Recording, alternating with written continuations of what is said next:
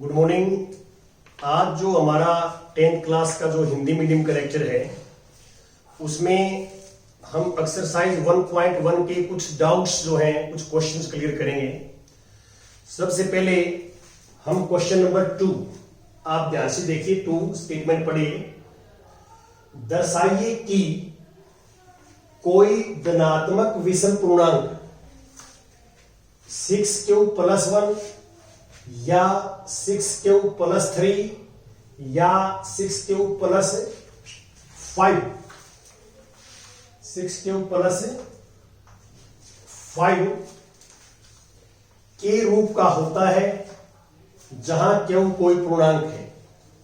ये कल मैंने कुछ एग्जाम्पल्स बिल्कुल मिलते जुलते किए थे, तो यहां पे हम सॉल्यूशन की बात करते हैं। सॉल्यूशन हल देखिए, यहां पे आप पढ़ सकते हैं कि हम जिसकी बात हो रही है वो धनात्मक विषम पूर्णांक है। हम ये मान लेते हैं, मान लो ए कोई धनात्मक विषम पूर्णांक है और b बराबर है 6। मैंने आपको एग्जाम्पल में भी क्लियर किया था कि जो ये क्यू का मल्टीप्लाई में है तो वो नंबर जो है हम b लेते हैं। और ये भी मैंने आपको बताया था, यदि हम a को 6 से डिवाइड करेंगे तो क्यू भागफल और r शेषफल आता है। ये मैं कई बार बता चुका हूं आपको। तो अब लिखेंगे कि यूक्लिड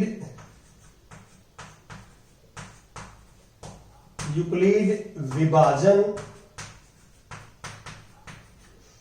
एल्गोरिथम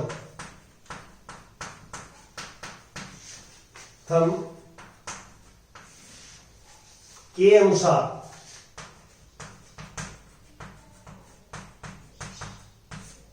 यूक्लिड विभाजन एल्गोरिथम के अनुसार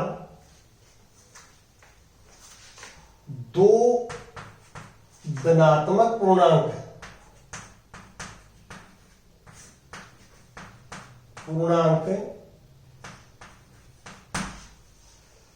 a और 6 के लिए, a और 6 के लिए ऐसी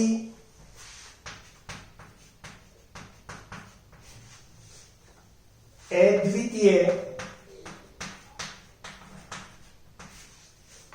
पूर्ण संख्याएं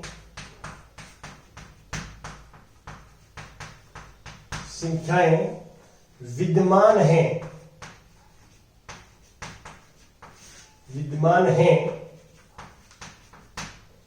कि भाजक बराबर है भाज्य गुणा में भागफल जमा में शेषफल। और देखिए, जो शेषफल है वो भाजक से ज्यादा नहीं हो सकता, भाजक से कम होगा। तो भाजक हमारे पास 6 है, जो शेषफल है वो 0, 1, 2, 3, 4 और 5, 0 से लेकर 5 तक जाएगा। r का जो मान होगा वो 0 से लेकर 5 तक जाएगा। अब हम केस बनाएंगे। देखिए, एक बार 6 केस बनेंगे हमारे पास। एक बार r = 0 का केस बनेगा, दूसरा 1, 2, 3, 4, ये हम केस बनाएंगे। तो अब हम क्या करेंगे, पुट r बराबर 0 इन नंबर 1। ये 1 नंबर इक्वेशन है।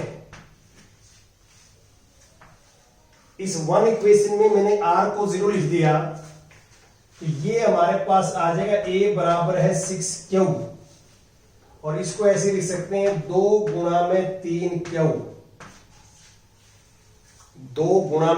क्यू। अब ये जो a है वो 2 का मल्टीपल है, 2 का गुणज है, तो ये सम संख्या होगी। तो इसके आगे लिखते हैं सम संख्या है, सम। अब केस नंबर सेकंड में इसके बाद यहां आएंगे कि हम पुट करेंगे r equal to 1 in number 1। जब 1 में पुट करते हैं r इक्वल टू 1, तो a आएगा 6q प्लस 1।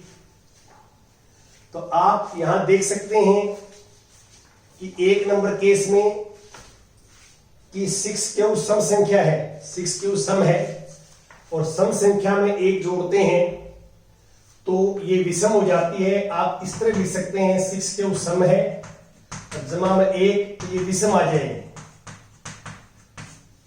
विषम। तो इसमें आपको रीजन भी क्लियर होगा, ये सम संख्या में 1 जोड़ते हैं तो विषम आ जाती है, ये आप सभी जानते हैं। और ये सम कहां से आया 6q की जगह, क्योंकि 6q सम संख्या है। तो अब पुट r बराबर 2 इन नंबर 1। r को जो है 2 लिखेंगे इसमें, तो हमारे पास रिजल्ट आएगा 6q प्लस 2। अब इसमें 2 कॉमन लेंगे तो 3q प्लस 1। अब आप देख सकते हैं कि 2 जो है वो a का गुणनखंड है, तो a को 2 पूरा पूरा भाग करेगा, तो a हमारे पास सम संख्या है। ऐसे भी रीजन दे सकते हैं आप ये भी कह सकते हैं कि a जो है वो 2 का गुणज है, मल्टीपल है, तो ये सम संख्या है, ये सम संख्या है, विषम। अब हम पुट करेंगे r equal to 3 in number 1। 3 put कर देंगे 1 में, तो हमारे पास ये आ जाएगा कि a equal to 3q plus 3, और 3 को जो है यहां पे इसको ऐसे लिखेंगे 3q प्लस 1। हमारे पास जो है देखिए ये सम संख्या है 6q, और यहां 6 आएगा, सॉरी 6 आएगा, यहां पे 1 में पुट करेंगे 6q प्लस 3। उसके बाद ये जो संख्या है ये विषम संख्या है जो आप देख रहे हैं। और अब हम जो चेक कर रहे हैं यहां पे कि 6q प्लस 3 जो आएगा वो कौन सी संख्या आएगी। तो मैंने एग्जांपल में भी आपको लिखा था, इसमें 6q सेम लिखेंगे, 3 को हम ऐसे लिखेंगे 2 प्लस 1, 2 प्लस 1। इन 2 में 2 कॉमन आ जाएगा, तो अंदर बचेगा 3q प्लस 1 और प्लस 1। तो ये जो इतनी संख्या है यहां तक, ये 2 का गुणज है, 2 मल्टीप्लाई में है, तो ये सम संख्या होगी, ये वाली सम संख्या होगी, प्लस इसमें 1 करेंगे तो ये विषम आ जाएगी, विषम। अब इसमें अगला पुट नंबर 4 करेंगे, put r equal to 4 in number 1। तो हमारे पास जो रिजल्ट आएगा a equal to 6q plus 4, और इसमें 2 कॉमन लेंगे 3q प्लस 2। तो ये 2 का जो है मल्टीपल है, ये number a is multiple of 2, गुणज है, तो गुणज है तो ये सम संख्या है, सम। फिर अगला लेंगे 5, put r equal to 5 in number 1। तो a आएगा 6q प्लस 5। इसको हम कैसे लिखेंगे, ध्यान दें, इसको 5 को लिखेंगे 6q प्लस 4 प्लस 1, 4 प्लस 1 लिख देंगे। और अब हम क्या करेंगे, पहले 2 में कॉमन आएगा, इन 2 में कॉमन ले लेंगे 2, तो 3q प्लस 2 प्लस 1। अब आप देखिए ये वाली जो इतनी संख्या है ये 2 का मल्टीपल है, 2 का गुणज है, ये सम संख्या होगी। सम में आप 1 प्लस करेंगे, ये आगे वाला 1 है, इसे प्लस करें, सम संख्या में 1 प्लस करते हैं तो विषम संख्या आती है, ये विषम है, क्या है, विषम संख्या है। अब लास्ट जो आप पुट करेंगे r equal to 6 in number 1। तो a इक्वल टू 6³ + 6, और इसमें 2 कॉमन लेंगे तो 3³ + 3। तो ये जो a है वो 2 का मल्टीपल है, तो ये भी सम संख्या है, सम संख्या। तो आपने 6 केस जो है वो डिस्कस किए। सबसे पहले 0 का, फिर 1 का, 2 का, 3 का, 4 का, 5 का, 6 का। तो आपके पास 6 नंबर आ गए, 6 नंबर आ गए। 6 में से 3 संख्या तो आई सम। एक तो ये देखो आप, ये सम संख्या आई हुई है, एक सम संख्या ये आई हुई है, और एक सम संख्या ये आई हुई है। 3 केसों में सम संख्या आई है, एक की वैल्यू, ए का मान सम संख्या आया है। लेकिन ऊपर हमने क्या सपोज कर रखा है कि ए जो है कोई धनात्मक विषम पूर्णांक है। तो इसका मीनिंग क्या है कि जो हमने मान रखा है उसका विरोध करता है कि ए सम संख्या नहीं हो सकती। इन तीनों का कारण तो आप ये लिखेंगे कि ए सम संख्या नहीं हो सकती, और बाकी जो 3 बची हैं विषम संख्याएं, वो पहली संख्या इस रूप में है, दूसरी संख्या इस रूप में है, और तीसरी संख्या इस रूप में है। आप इन 3 केस जो विषम संख्याएं बड़ी हैं उनमें आप क्लियर देख सकते हैं। 3 केस जो है वो हम कहेंगे ये हो नहीं सकते, क्योंकि ए जो है एक धनात्मक विषम पूर्णांक है। तो सम संख्या वाले तो रिजेक्ट हो जाएंगे, छोड़ देंगे उनको, लिख देंगे ये बात। और जो विषम वाले तीनों केस हैं वो उस रूप के हैं जो आप दिखाई दे रहे हैं। अब हम नेक्स्ट जो है क्वेश्चन और डिस्कस करते हैं आपके साथ, और आप हमारे चैनल के साथ, रिक्वेस्ट है हमारी कि आप हमारे चैनल के साथ जो है अधिक से अधिक बच्चों को जोड़ें। जो स्टूडेंट्स चैनल को देख रहे हैं वो दूसरे बच्चों को बताएं कि हमारा चैनल जो है वो 8वीं से लेके 8वीं क्लास से लेके और 12वीं तक मैथ्स की वीडियो जो एनसीईआरटी सिलेबस पर आधारित है प्रोवाइड करवाता है, और बच्चे जो है इनका लाभ उठा सकते हैं। तो आपसे रिक्वेस्ट यही है हमारी बार बार कि जो बच्चे इन वीडियोस को देख रहे हैं, काम कर रहे हैं, वो एक सब्सक्राइबर हर रोज, वो आपके रोज पड़ोस में, क्लास में एक रिश्तेदार कोई भी हो सकता है, तो ये चैनल को हमारे सब्सक्राइब करवाएं ताकि हमारा हौसला बना रहे। अब मैं नेक्स्ट एग्जाम्पल्स की बात करता हूं। एग्जाम्पल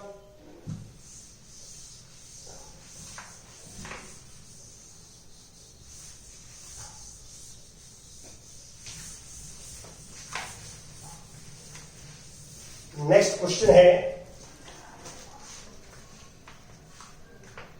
4th और 5th, जो 1.1 एक्सरसाइज के 4th और 5th क्वेश्चन है, इसमें 5th लेता हूं मैं, 5वां लेता हूं, और 4th जो है अपने आप हिंट आ जाएगा, हिंट गिवन भी है। तो 5वां क्वेश्चन में लेता हूं एक्सरसाइज 1.1 का। स्टेटमेंट में पढ़ता हूं बुक में से, आप भी ध्यान से देखें। यूक्लिड विभाजन प्रमेयिका का प्रयोग करके दर्शाइए कि किसी धनात्मक पूर्णांक का घन होता है 3 घात, वर्ग होते हैं 2 घात, 9m जमा में 1 या 9m जमा में 8 के रूप का होगा। देखिए यहां पे ध्यान से आप इस बात को जो है समझें कि क्या कहना चाहता है। धनात्मक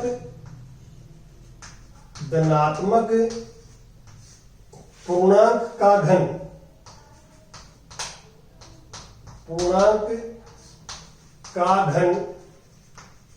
घन 9m और 9m + 1 और 9m + 8 के रूप का होगा। अब ये हमारा क्वेश्चन है।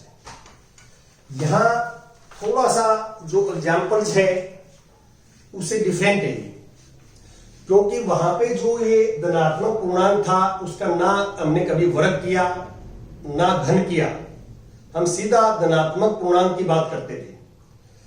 अब जो धनात्मक पूर्णांक आप लेके चलेंगे उसका आपने घन करना है, उसका आपने घन करना है।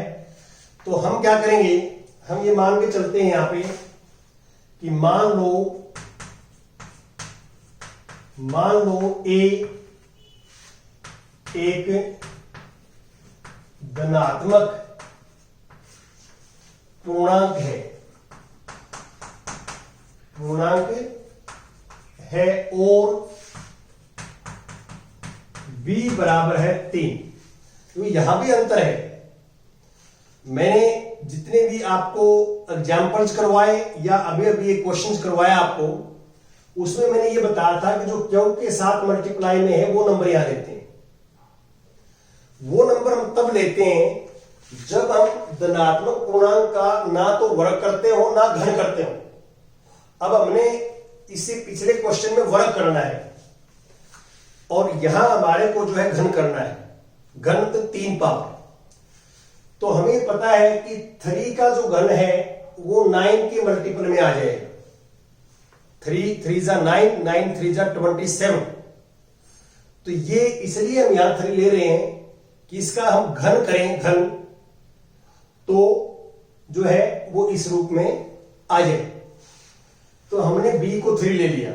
अब यहां पे हमारा ये है कि यूक्लिड विभाजन प्रमेय का देखिए, मैंने आपको बार बार बताया है यूक्लिड विभाजन एल्गोरिथम या यूक्लिड विभाजन एल्गोरिथा प्रमेय का, एल्गोरिथम और प्रमेय का एक ही बात है, इनमें कोई ज्यादा डिफरेंस नहीं है।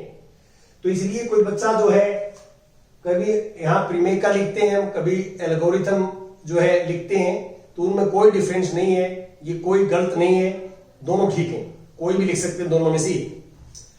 अब मैं बात कर रहा था कि यदि मैं a को 3 से डिवाइड करता हूं, a को 3 से डिवाइड करता हूं, तो हमारे पास इस टाइप का रिजल्ट आता है। तो अब मैं ये लिखूंगा जो मैंने आपको यूक्लिड विभाजन प्रमेय का लिखवाई थी, 2 या 3 लाइन की परिभाषा थी, वो बिल्कुल सेम यहां लिखनी है आपने। अब 2 धनात्मक पूर्णांक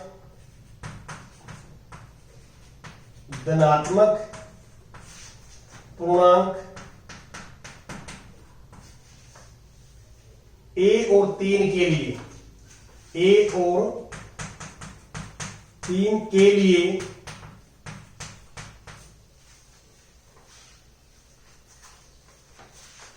ऐसी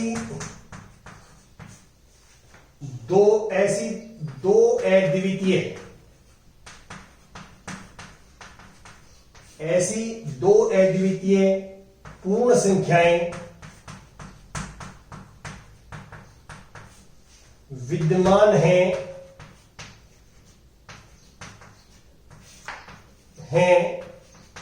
कि a बराबर है 3q जमा में r और r का मान 3 से कम होगा 0, 1, 2। अब हम ये 3 केस बनाएंगे। पहला हम r को लेंगे 1, r को 0, तो ये a बन जाएगा 3q।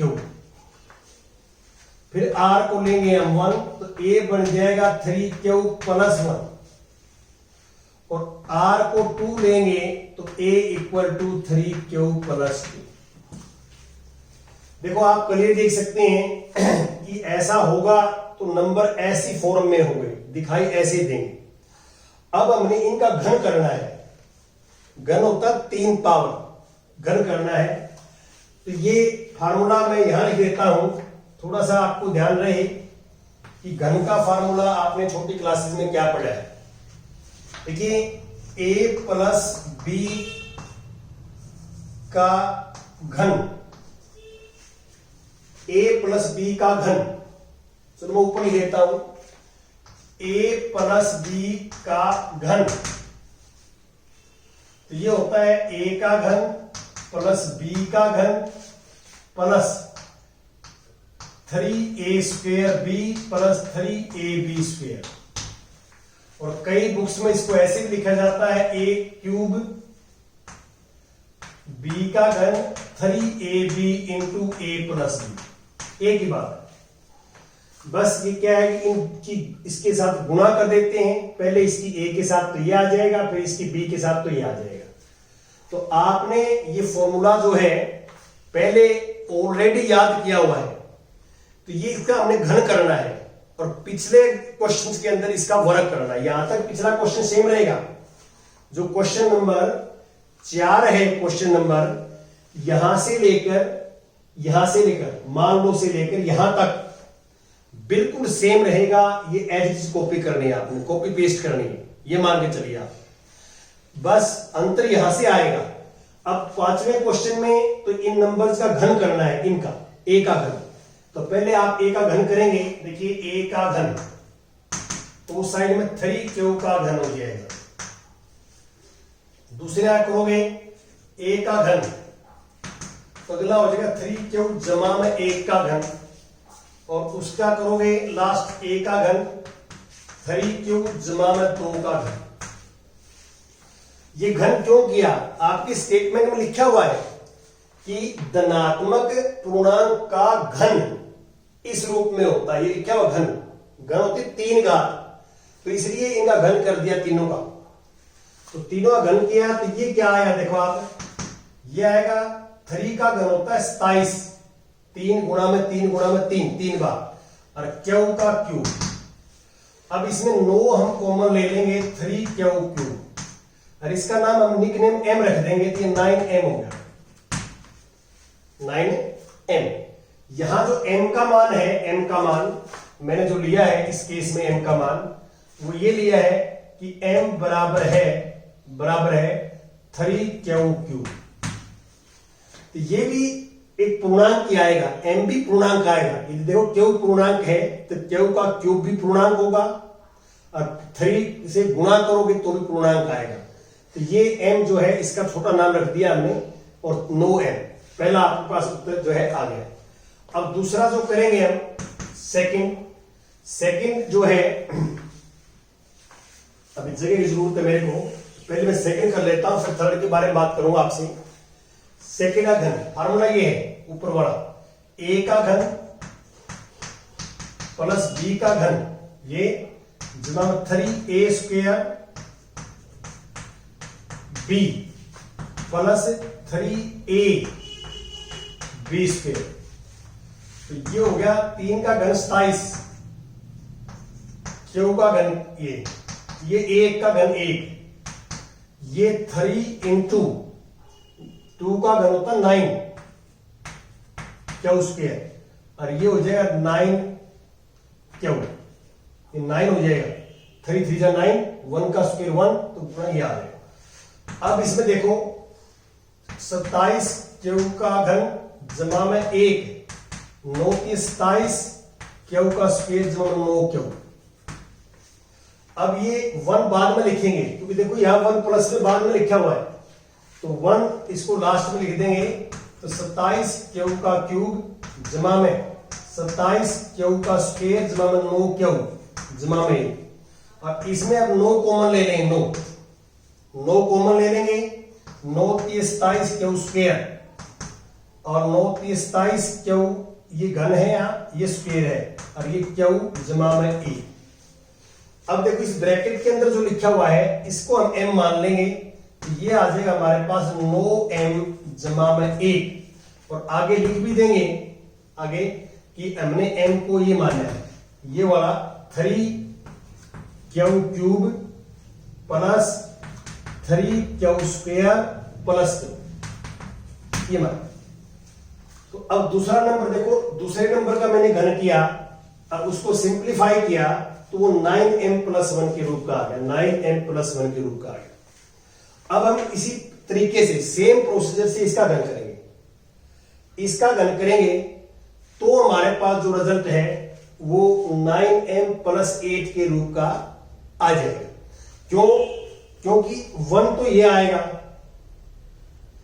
और 2 का क्यूब 8 होता है, जो है वो प्लस करके 2 का क्यूब कितना होता है 8।